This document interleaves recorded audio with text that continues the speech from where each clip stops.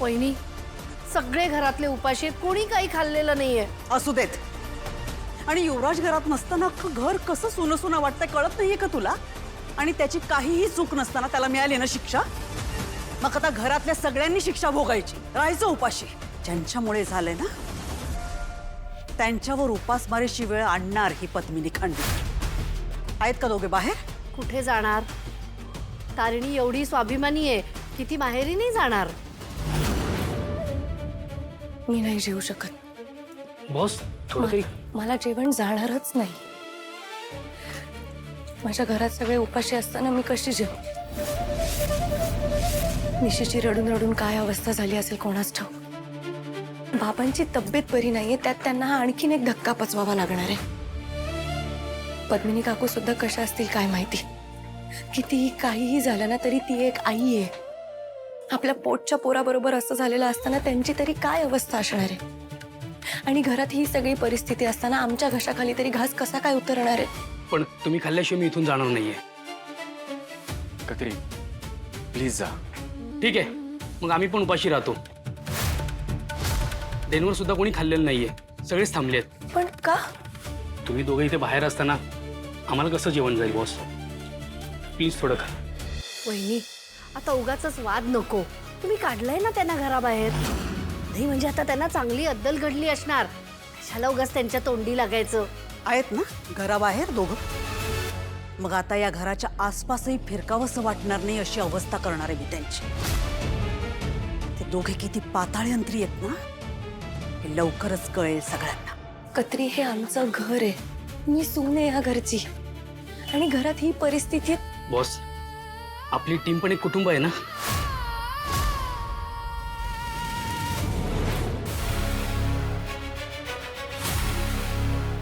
कत्री, तू आत्ता इथून जा. सर प्लीज तुम्ही तरी समजा बॉसला, तुमचं ऐकतील. बॉस थोडं. तू आत्ता इथून जा. तुला जर आत्ता इथे कोणी बघितलं ना तर कोणाच्याच प्रश्नाची उत्तरं नाही देता येणार आहेत आपल्याला. बॉस पण तुम्ही 2 घास तरी. It's an order.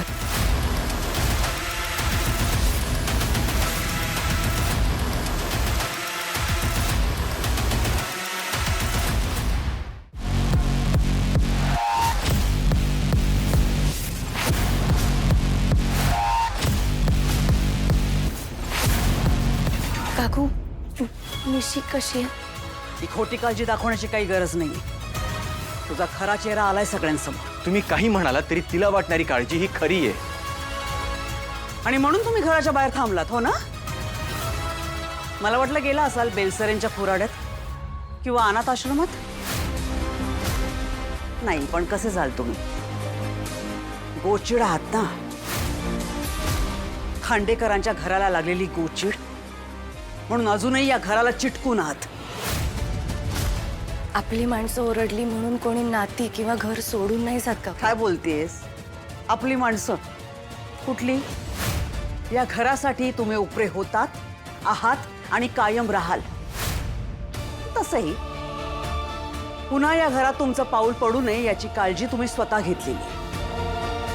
आणि ते आत पडू नये याची खबरदारी ही पद्मिनी खांडेकर घेईल.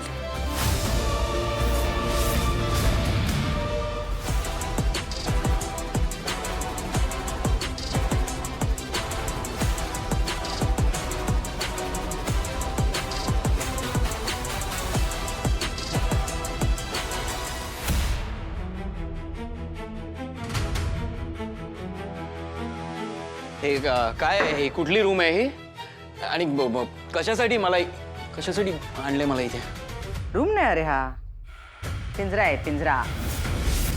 इथे आल्यावर ना सगळे असे पोपटासारखे बोलायला लागतात. मी तेच विचारतोय, म्हणजे मला का बोलवलंय मग इथे? तेच सांगते अरे, पोपटासारखं बोलायला. पेरू खायला घालायला. का मिरची आवडते? युवराज दयानंद खांडेकर. चला बोला आता. पोपटासारखं बोलायला सुरुवात करा. मी काय काही बोलणार नाही. Hello, help. मी हे बघा, तुम्ही माझ्याकडून काही वदवून घेऊ शकत नाही कारण मी गुन्हेगार नाहीये. ओके, मी आहे युवराज खांडेकर. ओके, खांडेकर म्हणजे तुम्हाला माहिती आहे ना, आमचा MNN न्यूज चॅनल आहे. आमची प्रतिष्ठा तुम्हाला. माझे बाबा दयानंद खांडेकर, ताई कौशिकी खांडेकर. ओके, आमच्या खांडेकर. पोपट, मी तुला विचारलं का कोण आहेस, कुठलं घराणं आहे, बाप कोण, बहीण कोण, ते माहिती आहे मला. मला जे ऐकायचं ना ते बोल. काय ऐकायचं तुम्हाला? आता ते पण मीच सांगू का? बर चल, तुला ना मी 3 ऑप्शन देते. ऑप्शन ए, कबूल कर की गुलाब बरोबर तुझे कनेक्शन होते आणि तू त्याच्यासाठी काम करत मी होती. हे बघा, आमची कंपनी आहे MNN, मी तिथे काम करतो. माझा आणि गुलाबचा काही संबंध नाही आहे. ओके? सिरियसली? हो, म्हणजे तुम्ही काही मान्य करायला लावाल आणि मी करू काय? ऑप्शन 2, एक्झॅक्टली असं पळून जायचं आणि मग कायमचं कळतं ना तुला? तुम्ही काय करणार आहात माझ्यासोबत? सिनेमात पाहिलं नाही का रे कधी? काय? पोलीस गुन्हेगाराला सोडून देतात, मग तो गुन्हेगार एकदम जीवाच्या आकांताने धावत सुटतो, मग एक बंदुकीची गोळी येते, ती त्याच्या छाताडाच्या आर पार जाते आणि काळजाच्या चिंधड्या उडवते. एन्काउंटर? There you go. तुम्ही असं नाही करू शकत, प्लीज. तुम्ही तुम्ही करू नाही शकत असं. हो ना, नाही करू शकत मी, कारण ते कायद्यात बसत नाही ना. तुम्ही पोलीस आहात, तुम्ही कायदा नाही मोडू शकत. पण तुझ्यासारख्या गुन्हेगारासाठी जे जे कायदा बनवते, जे जे पुढे काय करणार असते ना, ते तिला सुद्धा माहिती नसतं. पण जे जे बोलते ते करते. प्लीज नको, प्लीज. रिलॅक्स. अरे अजून एक ऑप्शन आहे ना आपल्याकडे. काय? सांगते. ऑप्शन सी, तुझी इथून निर्दोष सुटका होईल. खरंच? Option C. Option C, yes, मी इथून निर्दोष सुटणार आहे. हाती आलेला सावज इतक्या सहजासहजी जे जे सोडून देत नाही.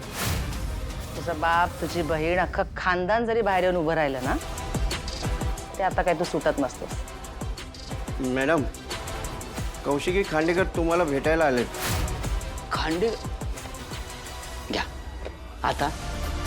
म्हणजे खानदानी याची गरजच नाहीये. कौशिकी तर एकटी इनफ आहे. आणि तिला जर कळलं ना, तुम्हाला एक सजेशन देतो, तिच्याशी थोडंसं नीट बोला. कारण खरंच तिला जर कळलं की तुम्ही तिच्या लहान भावाला अटक केलीत कुठल्याही पुराव्याशिवाय, फक्त कोणीतरी एक साक्ष दिली म्हणून, खूप वाईट वागते. हां, बघूया.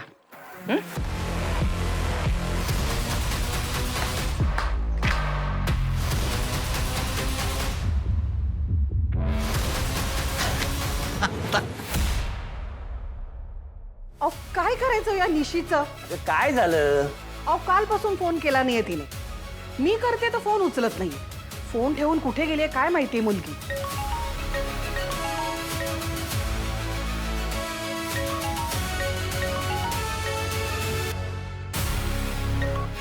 हॅलो. अगं निशू, अगं जोरात बोल ना. हॅलो. हॅलो मम्मा. काय ग, सासूबाईंच्या मैत्रिणीची पार्टी जोरदार झालेली दिसतीये. अहो जरा हळू करा ना आवाज, वारीपर्यंत आवाज जाईल आईला. हॅलो. अगं निशू बोल ना, काय झालंय? युवीला काय झालं युवराज रावांना? हा काय ग, बरे आहेत ना ते? मम्मा, युवीला पोलिसांनी पकडून नेलंय. पोलीस घेऊन गेलेत? निशू काही काय बोलतेस तू? काय केलंय असं युवराज रावांनी? युवीने काही केलं नाहीये बाबा. मग हे सगळं ना तारिणीने केलंय. काय? तारिणीने?